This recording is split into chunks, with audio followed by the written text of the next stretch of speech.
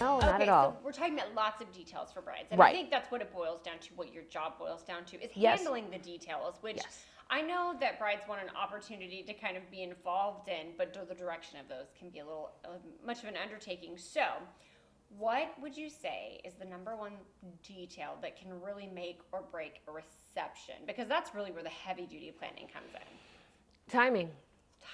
Timing. So Timeline. It is essential. So when I explain this to brides, my best analogy to tell them is, when you're getting your makeup done, it is so much easier to do a full glam face than it is to do a natural face. And the same thing applies to a reception.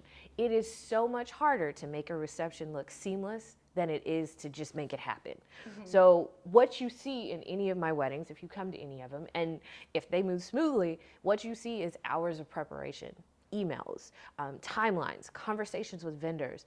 I talk to them and figure out their needs, and then we put together the pieces of the puzzle so it all works together. So if you want to have something that goes well, what your guests see and what you see are two different things. So have a timeline, have a plan in place, because people like to be told what to do. People, they do, don't they? They cry out for it. They have to have we have to have a goal. We have to have instructions. We need to know what we're doing. What's our next? And guests and vendors operate the same way. As long as we have a game plan and it's written, I send it out. We have conversations. Sometimes we have a planning meeting here and walk through and execute. Mm-hmm. A timeline is essential. Next is someone you trust who is running the show. So trust in the planner. Trust. You have to trust me. You have to.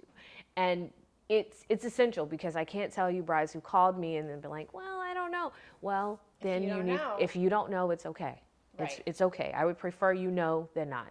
So trust in a timeline. You really have to do that. And that's an important part of the consultation process. Oh, most definitely. And I think brides are a little hesitant to step into that consultation process because they feel like it's almost going to be a pressure point. Mm-hmm. But I think brides need to understand you have to go through that, because you really need to make sure you're going to click not only your planner, your makeup artist, your photographer, all of these things. You're building a relationship with these people who definitely are going to do their very best to make the day work, but only, they can only do what they can do, and you have to make sure you have the common goals in mind. It's 100% true. When I sit down in a consultation and we get to kind of talk and know each other, and I ask them about what their vision is, I ask them about how well they worked well together. I even ask them, what do you see me? How do you see me in this role? And that part really kind of determines how it goes. And I've gotten to the point where I'll tell them, I'm like, look, as much as I love your project, the way that you work and the way that I work, you may not be the most comfortable with that, because there has to be a level of trust. Right.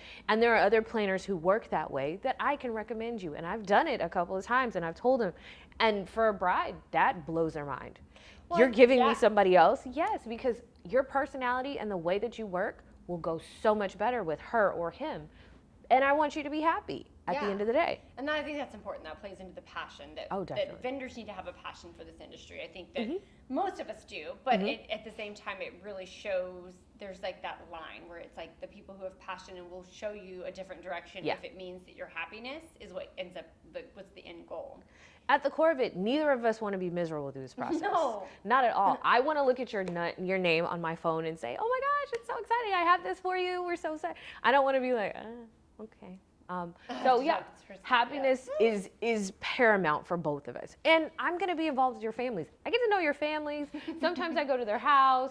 Sometimes, we go out to dinner sometimes. We spend a lot of time together. Yes, because it is, and it's an intimate position. It really is. I feel like I'm breaking up with them at the end. It's just like, bye, you guys are going on without me. Great, but I have to move on, like Mary Poppins flying off with your magic umbrella, right? It really is. I have couples text me or call me after their honeymoon. They're like, you didn't call us this week. Well, you're honeymooning. Well, you're done. We're done with the essential planning process. Well, can you tell us some other stuff to do? Well, be married. Enjoy your life. Enjoy life. Don't plan any more weddings for a while. Call me when your kids get married, right? Exactly. Or when your anniversary. We'll come back and visit at your anniversary. Oh, that's We'll sweet. Celebrate that. So I have a fun question for you. Okay. Let's talk about it. So you are known, whether you want to take ownership of this or not, okay, for your beautiful production weddings. you do beautiful productions, ornate ceremonies. I love looking at your work. So, what is the most ornate or out of the box, ostentatious thing you've been asked to do? Oh, okay. And I know there's a lot, so I'm patiently waiting. All right. So there was one that it was one of the biggest productions that I've ever done. Okay. Those of you who know me know I'm a student of my craft at all times. And I go to school for a lot of meaning I go to research, that's my school. Mm-hmm. I had a client that wanted to do it was almost 1,000 square foot ceiling treatment. And like hanging from hanging, this is a suspended ceiling treatment. And I have done suspended, prior to that event, I'd done ceiling treatments, but this was a mammoth project. And logistics and weight bearing and all the stuff was a lot. But I went to school for it. I actually called my friendly AV rigging company and I was like, look, I have a client who wants to make this happen and I need to get educated real fast.